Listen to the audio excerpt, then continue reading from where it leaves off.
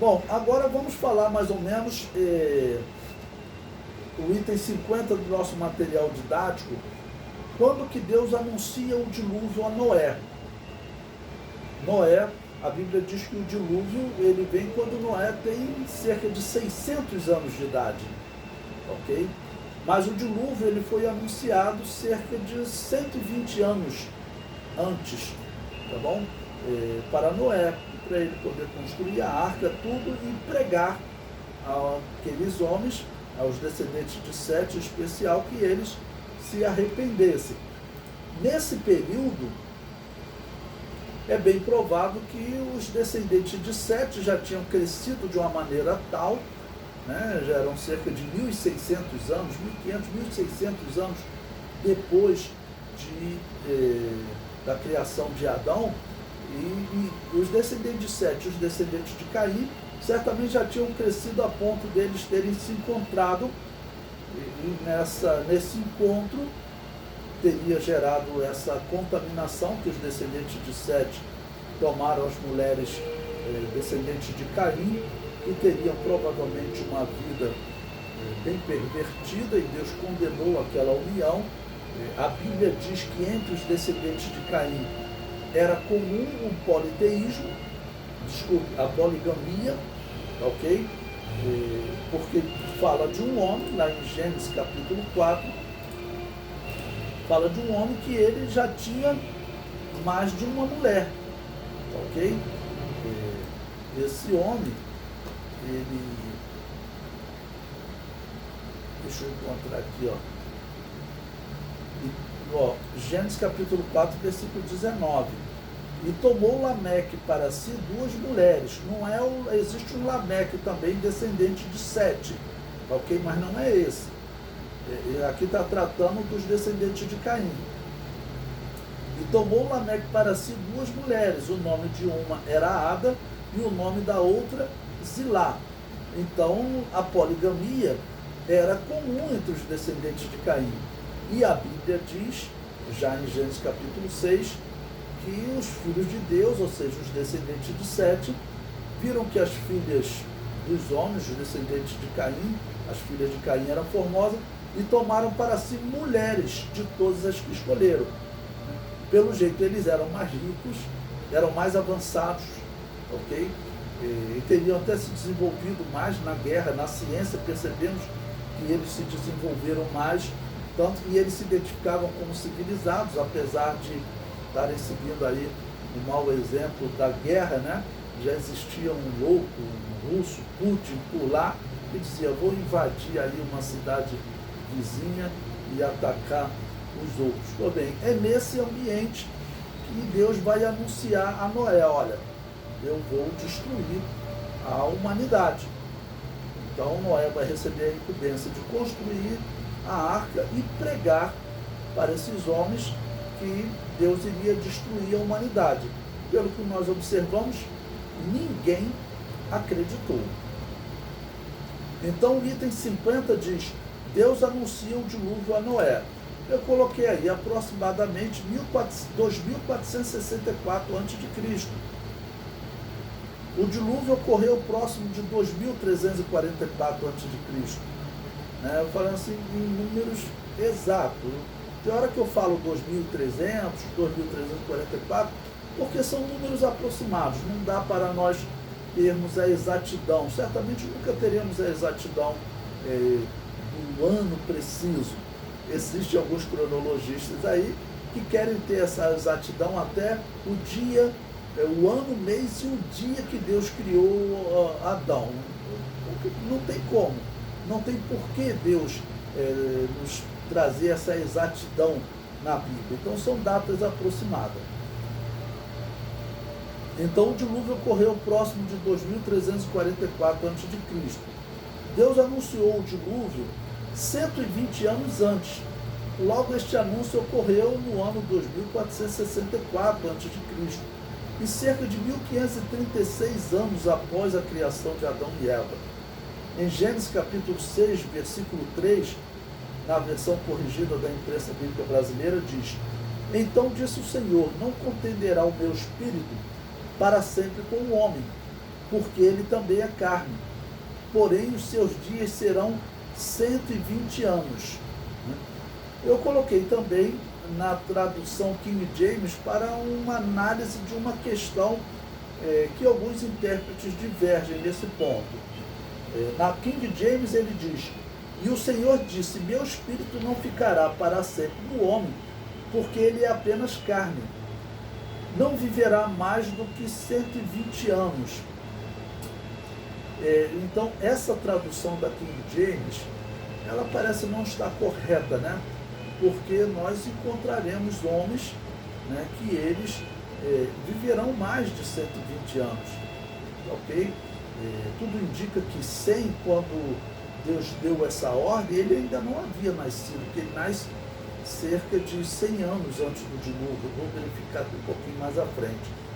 Mas nós teremos o pai de Abraão, Terá, ele viveu cerca de 205 anos.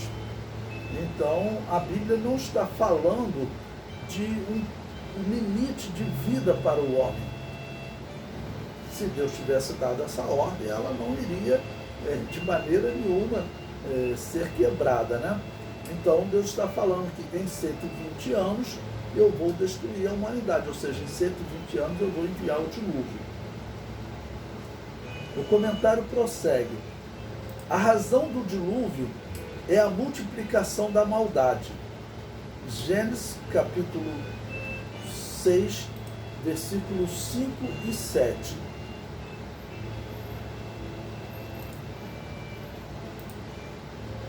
E viu o Senhor que a maldade do homem se multiplicara sobre a terra, e que toda a imaginação dos pensamentos de seu coração era só má continuamente.